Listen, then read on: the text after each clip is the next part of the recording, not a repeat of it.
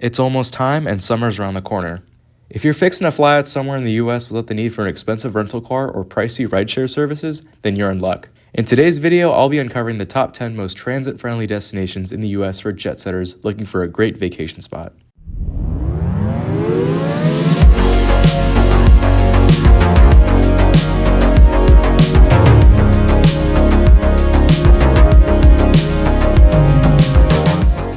First off, thank you to my patrons Pet Dispenser, Stephen Cluth, Fatlander, Jake Brabeck, and Carlos DeLuca for supporting me. It means everything to me, and I'm honored to make content for you guys.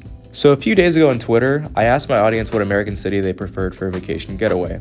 Out of all the replies, people mentioned San Diego, Seattle, the Bay Area, and some more remote destinations like Moab, Ashland, and Savannah, Georgia. Every city that I mentioned on this list has either an explicit rail connection for the city's airport to the city center and tourist destinations, with the exception of a single city that will take the number 10 spot. I ranked this list based on the mentions in my Twitter thread, the notability and credibility of the city's touristic spots, and most importantly, the time it takes to get from the city's airport to the city's center. So without further ado, let's take a look. This is the one and only exception I'll make to a list like this. Yeah, I know that San Diego's airport isn't connected to its very extensive light rail. However, it's not far at all from where you want to go. I found a bus ride from a terminal that is about 20 minutes away from downtown, which actually beats a lot of rail connections on this list. If you don't want to fly in either, you can always take the Surfliner or the coaster trains into downtown San Diego that come in from LA. There's a lot to do here that's transit and pedestrian friendly, such as checking out the Mexican architecture at Old Town and the pretty cool gas lamp quarter where you can catch a Padres game and a drink after. The Twin Cities surprisingly have a very fast and effective light rail network. When you land at MSP's airport, you can head down to the underground metro station and basically hit up all the tourist spots from there. One direction will take you to the world-famous Mall of America just a few stops away, a giant monument to consumerism, if that's your thing. And the other direction will take you on its own right-of-way to downtown Minneapolis, about a 20-minute journey away. Here you can catch a Twins game, or walk along the Mississippi River in a belt of green space. And also, it's nice to know that you won't be burning to a crisp this summer, unlike other American cities. Now listen, I've been to Portland, and I know I'll receive a ton of disagreement on ranking it so low, but hear me out. Portland is a beautiful city and has an amazing and extensive light rail network for a city of its size, but there are cities with faster airport connections. The ride into downtown Portland from PDX is 33 minutes, which is pretty good considering that the ride starts to slow down around the Rose Quarter area. If you find yourself there, I highly recommend taking the train to Washington Park, where you'll arrive at a deep station that requires a fast elevator to access. It's pretty cool. The park itself is beautiful, with evergreen plants and a rose garden with a killer view of downtown. Like I mentioned, you can take the light rail to pretty much every district in the city. I personally loved the Pearl District, and I saw a breathtaking view of the Fremont Bridge at a local park. What Philadelphia really does right is its airport connection. Basically, every terminal has its own station, and the airport line is essentially a dedicated commuter rail line from downtown Philly to its airport. From research, I found out that you can get to a majority of the city's tourist spots via the subway and SEPTA, and it's impressively extensive. Hit up the Museum of Art for your best Rocky impression, the historic Franklin Square, and the famous Independence Hall and the Liberty Bell. I personally would love to spend a day or two in the city of brotherly love, as a history junkie, and as a fan of It's Always Sunny. I've been to Seattle a handful of times in my life, and I'd say I'm quite familiar with the city. I always try to make it a trip every other summer, no matter what, if it's possible. Seattle, man, you have an amazing natural landscape around your city. You have the walkable downtown, Pioneer Square, Queen Anne, and Capitol Hill districts that are all accessible by the new Link light rail extensions. And yes, there is a light rail station about a 10-minute walk from the airport's terminals. But what really drags Seattle down in this list is the fact that the ride from the airport to Chinatown, a little south of downtown, is 37 minutes, which is pushing that 40-minute range. Also, the light rail at some points, especially through the Beacon Hill neighborhood, runs through a street median, which slows down its effectiveness near at-grade crossings. Thankfully, the link runs below grade at downtown, and you can see the amazing Space Needle in the EMP Museum by transferring to the Seattle monorail at the Seattle Center. Hell, from downtown you can even catch a ferry to the majestic Bainbridge Island. If this was a top 10 best destination in the US overall video, it's number 1 for me for sure. Atlanta ranks very highly on this list because of its very convenient airport connection. A MARTA ride from the airport to the Central 5-Point station in the heart of downtown Atlanta is just 17 minutes, which is the second fastest airport connection on this whole list. It doesn't hurt that Atlanta is the busiest airport in the world, so chances are you can fly there from whichever major American city you choose.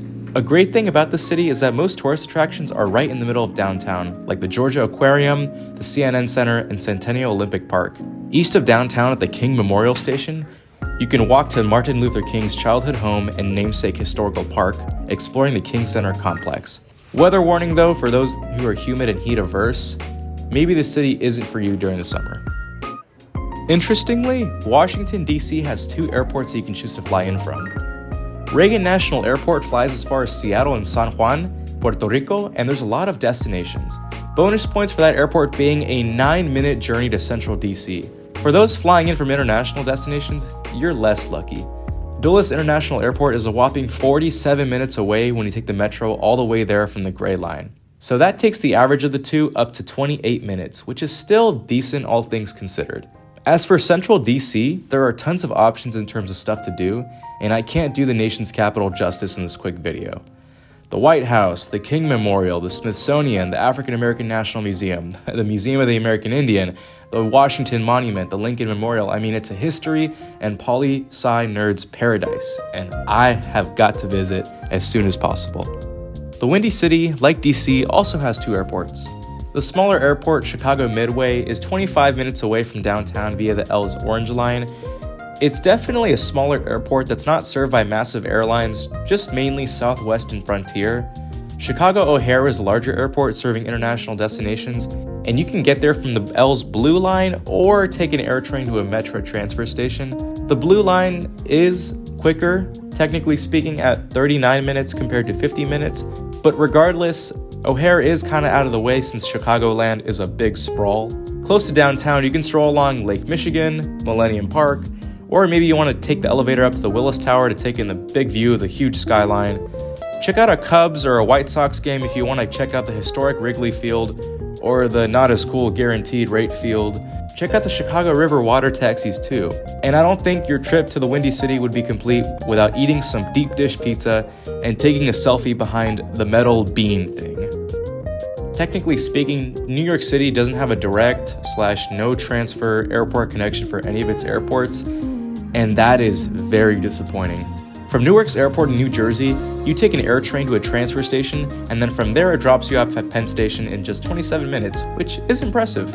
As for the other 2 airports, LaGuardia Airport is sad and has no rail connection whatsoever. And why? There was a proposal to build a light rail to connect the airport to the subway, but that got scrapped for a BRT project. And as good old Alan Fisher said, light rails kick BRT's ass. JFK does have an air train that has 2 routes. One connects at Howard Beach and one connects at Jamaica.